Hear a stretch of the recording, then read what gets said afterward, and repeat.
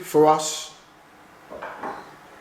the bigger picture of where we want to achieve is sometimes, as I said, you can't run too fast because we don't want to be in a situation where we're running all these events and we have no control and we lose our ethos, the message is diluted. So I believe it's going to be a slow burn, but ultimately there's no reason why KickOffAt3, whilst working with key community partners, we cannot be running this across every police force across the country, every part of the land. There's no reason. There's no reason why this can't be run internationally. The power of football. The World Cup. Look at the World Cup. That is managed internationally. Why can't KickOffAt3 be managed internationally? If we're shooting for the stars and it's shooting for high, that is the aim, to be running within London, nationally, internationally. It can be done because football, you don't have to, it's common ground, you don't have to speak the same language. Yes, within our ethos there's a lot of communication, but this is where we can create those relationships of working together. If you have like-minded people and organisations that want to come together for the good, that want to grow, and let's not forget, this is not about us, this is about our young people. Our young people's future. Yeah. Are you genuinely wanting to invest in the young people? Do you have that heart? Because you find that certain organisations, certain individuals, it's a sustainability. They'll burn out. But if you're working cohesively together, you can continue and maintain that gradual burn. And that's what we want to create. Yeah. I mean, I think, obviously, like Mike said, we want to take it as far as possible. I think off the back of that is really thinking about the young people and the opportunities that we are providing and possibly can provide for them in the future. Whether that be apprenticeships, qualifications, jobs, just providing as many different opportunities for them as possible, so that they have a different route to go down, rather than the stereotypical route that some young people are going down these days. And I think as well, the key thing as well, let's us be really realistic about things, and we need to be realistic because young people are not silly. Being realistic that not all these young people are going to make it, and that's the reality of. But helping them fulfil their own dreams. Why they cannot? They can be a pilot. They can be a doctor. I think we need to have more role models. Not to say a sportsman or woman is not a role model, but they may not achieve that. So we need to have role models in the community that look like them to show that they can achieve that. So at our events now, we're trying to encourage barristers. At our final we had black officers within the Royal Air Force that are capable of flying planes. And it's not just about black, it's about representation of whatever community you are from. Disabilities. There's those with disabilities that are doing amazing things. We need role models who have disabilities to come forward and show young people, you can do that if I can do that. And this is where organisations, small, whether small or big, have a social responsibility to give those opportunities. Come along and give young people a platform.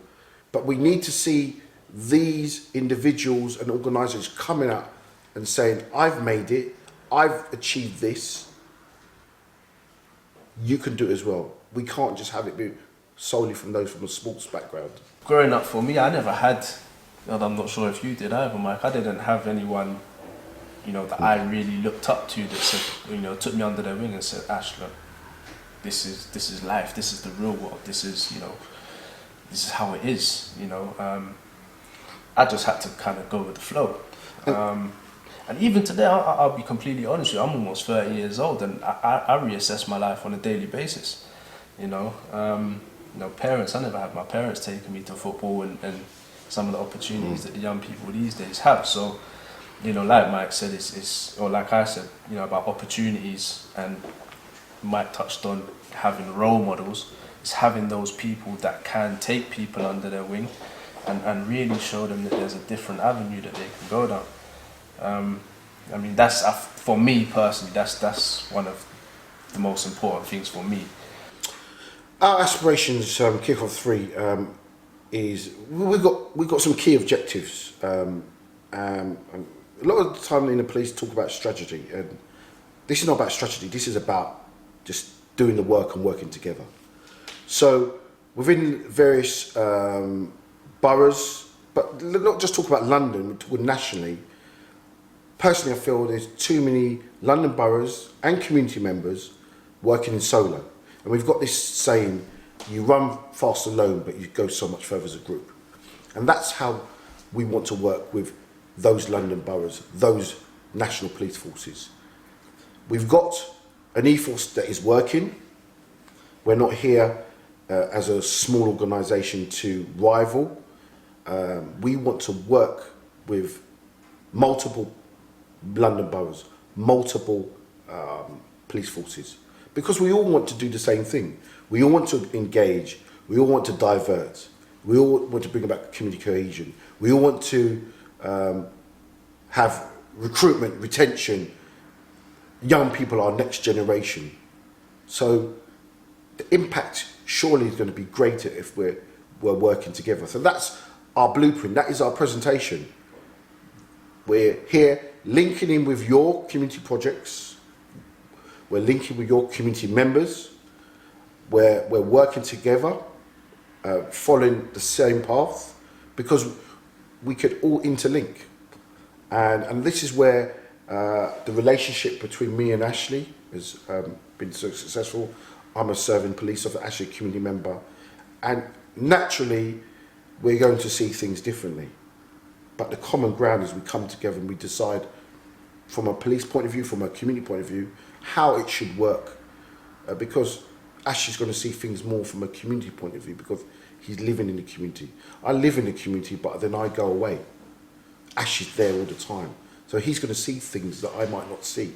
And there again, me as a police officer, I'm going to see things that Ashley doesn't see, how we need to work together with the community. So it's that common ground synergy. So if we had that more cohesion with KickOffAt3 and the other projects going on around London and outside of London, we can only be stronger for the good. Yeah, I mean, if you talking from a community perspective, I like to spend a lot of time with my nan. My nan is a very influential person in my life. And, when I speak to her and we talk about past times, her growing up in the community, when she came over to Jamaica, how it was different then than it is now.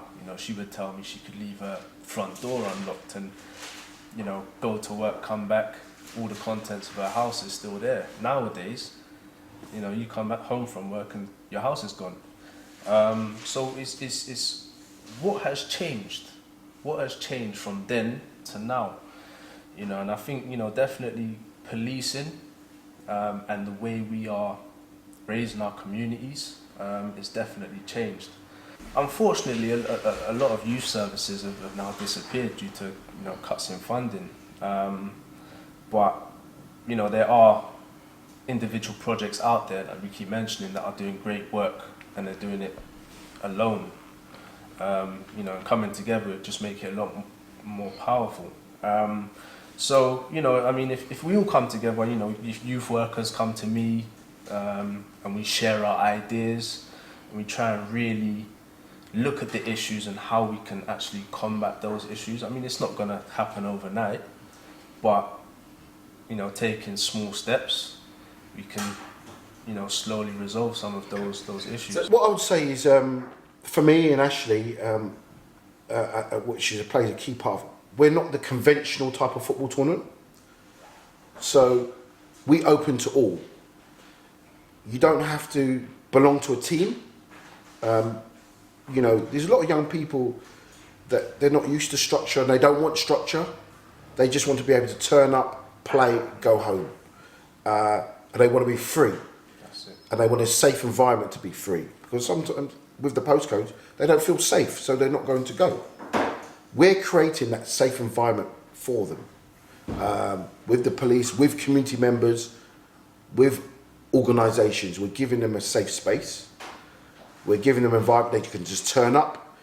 We had many of our tournaments that they don't have a team to play with because they're not with a team, they can't afford it or they can't travel far for whatever reason.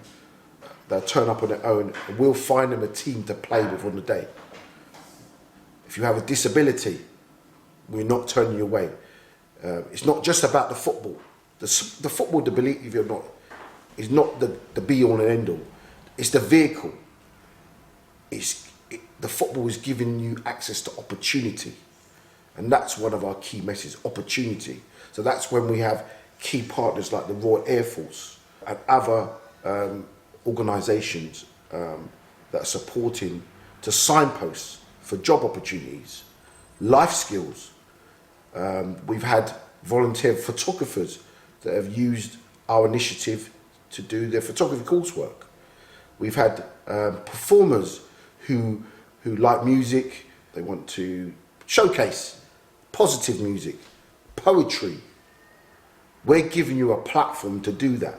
If you want to turn up and perform, if you want to turn up and volunteer, we will not turn you away. And that is our ethos.